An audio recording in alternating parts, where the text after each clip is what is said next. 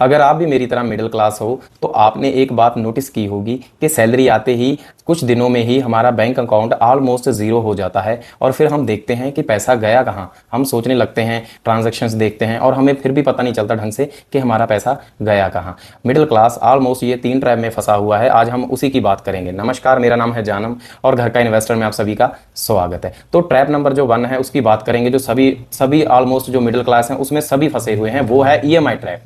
जैसे ही हमारी सैलरी, हम जॉब शुरू करते हैं, हमारी थोड़ी सी सैलरी बढ़ती है, पैसा आने लगता है, तो हमें क्या होता है, हमें नई नई उम्मीदें उठती हैं, हमें नई नई चीज़ों पे अट्रैक्शन होनी शुरू हो जाती है क्योंकि हमारे पास पैसा आना शुरू हो जाता है। तो हम क्या करते हैं, जैसे ही हमारे पास कोई पुराना फ़ोन था, घर वालों ने दिलाया होता है, सैलरी जैसे हम इंडिपेंडेंट हो जाते हैं, खुद कमाने लग जाते हैं, तो हम क्या करते हैं, सबसे पहले फ़ोन लेते हैं। फ़ोन क्या होता है, हम कुछ पेमेंट भरते हैं, उसके बाद ईएमआई शुरू हो जाती है, या कोई बाइक ले लेता है या कोई गाड़ी ले लेता है, जिसकी वजह से हमारा आधी से ज़्यादा सैलरी है जो वो ईएमआई में ही चली जाती है और फिर हम बोलते हैं कि हमारे पास पैसा ही नहीं बचा। Step number 2, late investment start करना। मिडिल क्लास हर चीज़ से डरता है जो उसको कामयाब करना चाहती है। ये बात बिल्कुल सच है।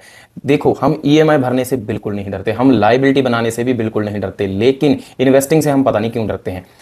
रिच में और पुअर में यही फर्क होता है, अमीर और गरीब में, कि जो अमीर लोग होते हैं जैसे ही उनकी कोई सैलरी शुरू होती है या कोई बिजनेस स्टार्ट करते हैं, वो सबसे पहले एसेट की तरफ भागता है। एसेट में कुछ भी आ सकता है, वो गोल्ड ले लेंगे या सिल्वर ले लेंगे या कोई ऐसी चीज़ जिसके दाम आगे जाके बढ़ेंगे। लेकिन हम मिडिल क्लास क्या करते हैं, हमने ईएमआई पे बाइक ले ली, फ़ोन ले लिया, एलईडी लगवा ली घर पे, गाड़ी ले ली, ये ले लिया, वो ले लिया। हम ज़्यादा शो ऑफ करते हैं क्योंकि हम अमीर बनना नहीं चाहते, लेकिन अमीर दिखना ज़रूर चाहते हैं। सो ये चीज़ें नहीं करनी है। अमीर सबसे पहले स्टार्टिंग से ही इन्वेस्टिंग शुरू करता है। हमें ना तो कोई सिखाता है, ना ही हमें कभी घर वालों ने बताया होता है कि इन्वेस्टिंग क्या चीज़ है, इन्वेस्टिंग की क्या पावर है और क्या वो तुम्हें सच में फाइनेंशियल फ्रीडम दिला सकती है। तो उसी पे आज हम बात करेंगे कि इन्वेस्टिंग लेट स्टार्ट करने की वजह से ही हम मिडिल क्लास रह जाते हैं।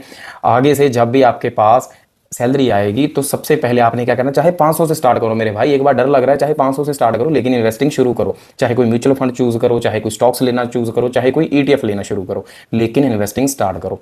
ट्रैप नंबर 3 जो मोस्टली सभी लोग करते हैं मिडिल क्लास, क्योंकि उनको बिजनेस की नॉलेज नहीं है, फाइनेंस की नॉलेज नहीं है, सिर्फ सेविंग पे डिपेंड रहते हैं, क्योंकि हमें घर वालों ने सिखाया होता है कि बेटा सेविंग करो, सेविंग करो, सेविंग करो। तो हमने शुरू से क्या, जो हमारे माँ बाप भी थे उन्होंने क्या किया था, आपने बैंक में पैसा डाल देते हो क्योंकि आपको बैंक पे भरोसा है, इन्वेस्टिंग पे भरोसा नहीं है, बैंक में पैसा डालते हो, वो मान के चलो उनका 5 से 7% ही इंटरेस्ट होता है, जो कि बहुत कम है। लेकिन अगर आप इन्वेस्टिंग करना शुरू करते हो ना, इन्वेस्टिंग में आपका जो एफडी में रिटर्न है उससे डबल मिल सकता है, आपको 10% भी मिल सकता है, 12% भी मिल सकता है।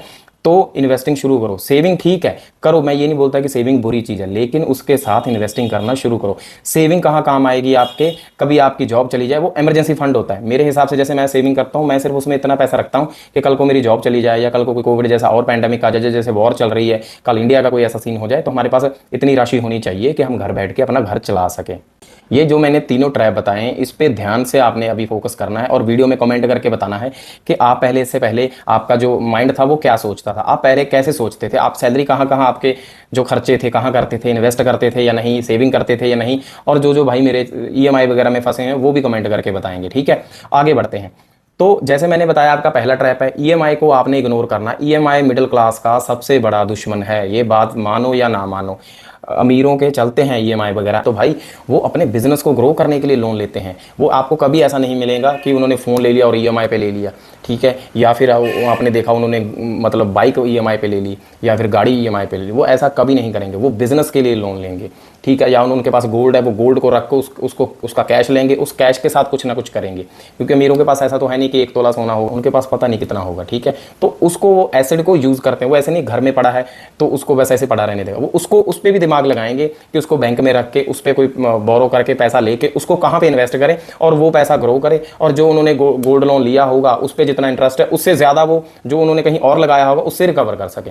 तो ऐसे दिमाग को चलाना होता है। मिडिल क्लास क्या करता है, अगर कोई इमरजेंसी आ जाए तो वो गोल्ड बेच देगा, सोना बेच देगा, ये नहीं, कभी भी नहीं करना आपने।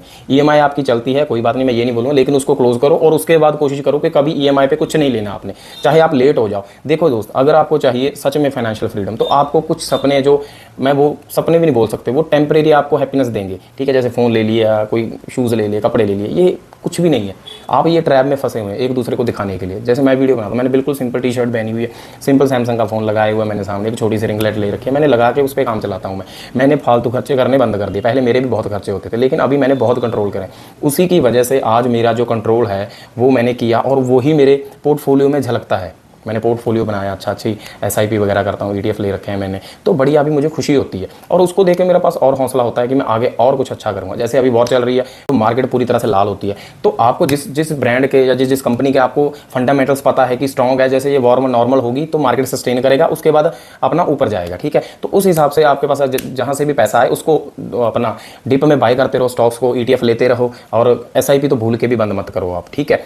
तो पैसा डालो अभी मार्केट में। ये 2026 है, मेरे हिसाब से ये बेस्ट ईयर है आपका इन्वेस्टिंग का। आपको अगर लॉन्ग टर्म, लेकिन लॉन्ग टर्म ऐसा नहीं है जो शॉर्ट टर्म है, इसमें भाई बहुत वोलेटिलिटी है, आपका पैसा फंस सकता है, ठीक है। और अपने फाइनेंशियल एडवाइजर से बात करके ही, एडवाइस लेके ही आपने कोई भी, आपको चाहे फंडामेंटल्स अच्छे लगे या टेक्निकल्स अच्छे लगे, तभी मार्केट में कूदना है। कोई भी स्टॉक लेना है या ETF लेना है, ठीक है। मैं यहाँ पे कोई बाय सेल का रिकमेंडेशन नहीं देता, ना ही मैं SEBI रजिस्टर्ड हूँ, ठीक है। मैं यहाँ पे प्योर नॉलेज देता हूँ, रिस्क अपना होगा खुद का भाई आपका, मेरा यहाँ पे काम है सिर्फ आपके साथ अपनी फीलिंग शेयर करना, और कुछ भी नहीं है, ठीक है।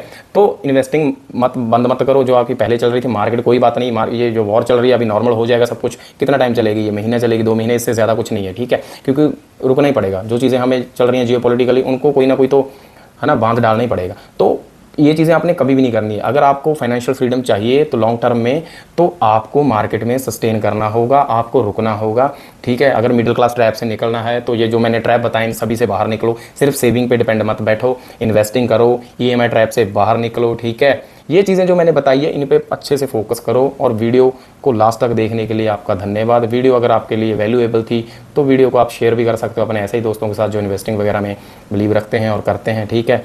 और भाई चैनल को सब्सक्राइब कर लेना यार, मैं ज़्यादा तो क्या ही बोलूँ, ठीक है। और वीडियो को यहाँ तक देखने के लिए आपका शुक्रिया। मिलते हैं नेक्स्ट वीडियो में। जय हिंद।